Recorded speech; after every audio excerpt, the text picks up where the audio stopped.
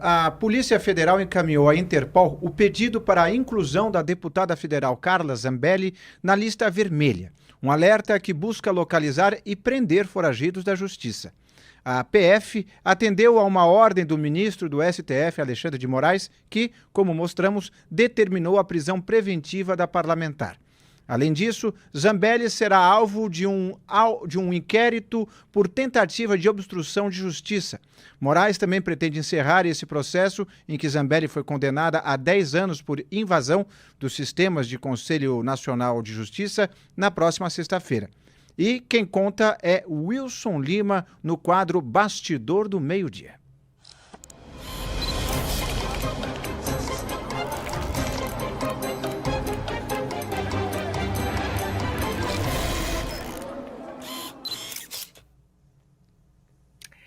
Então, Inácio, falando em bom português, o ministro Alexandre de Moraes quer colocar Carla Zambelli na cadeia o quanto antes. A questão aqui é a seguinte: ontem me chamou muita atenção quando o ministro Alexandre de Moraes pediu de forma extraordinária para incluir o caso na pauta do plenário virtual da primeira turma. Esse caso, vamos lá, ele já seria alvo de análise da primeira turma na próxima sexta-feira. Só que antes, o ministro Alexandre de Moraes, numa situação normal, ele deu um prazo, se concedeu um prazo de uma semana para que os ministros se manifestassem no plenário virtual. Agora não, você reduziu esse prazo e o caso vai ser aberto amanhã, às 11 da manhã, muito provavelmente durante o meio-dia vamos falar sobre isso, e ele vai ser encerrado amanhã às 23 horas e 59 minutos. O que o Moraes quer com isso? Acabar com essa história amanhã à noite mesmo. Tá?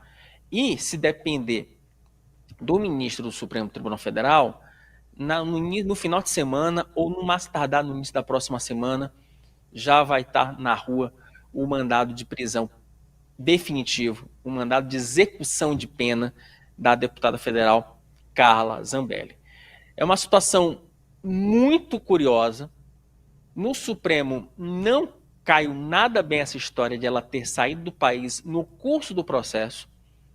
Esse caso, para os ministros, tem cheiro, gosto e tem cara de fuga pura e simples.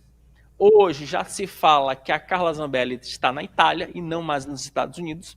Ou seja, é um caso que ainda vai ter muita repercussão. Mas a informação é essa, Inácio. O ministro do STF quer encerrar logo com isso, já quer, porque a análise do embargo de declaração é a última etapa. É o último recurso que a Carla Zambelli teria disponível. A não ser que ocorra alguma divergência durante a análise do embargo de declaração, o que não deve acontecer, tá? Porque isso provavelmente a primeira turma deve ter uma decisão unânime por rejeitar os embargos de declaração. Então, com isso, sem alguma divergência, o caso não é levado para o plenário. E aí o Alexandre de Moraes já teria condições, sim, de determinar a execução da prisão da deputada federal Carla Zambelli pela aquela acusação de invasão do sistema do CNJ, por aqueles crimes. Ela foi condenada a 10 anos de prisão. Rodolfo Borges.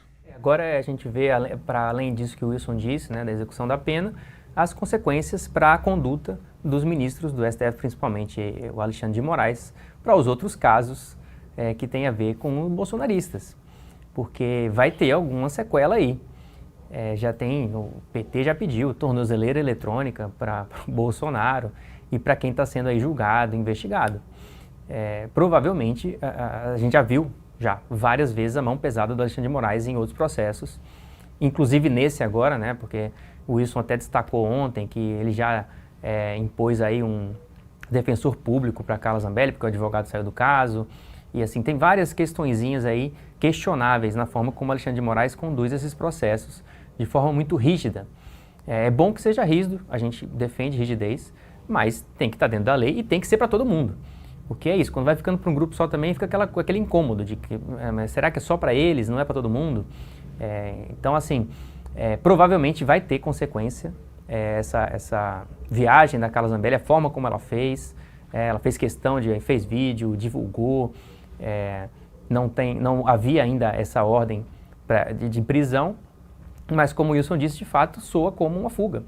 Porque, inclusive, ela já falou isso quase que diretamente, ao dizer que da Itália ela não poderia ser deportada para o Brasil, e aí já apareceu parlamentar italiano ofendido com isso, dizendo que não, a Itália vai devolver se tiver que devolver para o Brasil. Então, assim, algumas consequências vão haver, provavelmente, na conduta do Moraes, que já é muito rígida e tende a ficar mais rígida ainda por causa disso.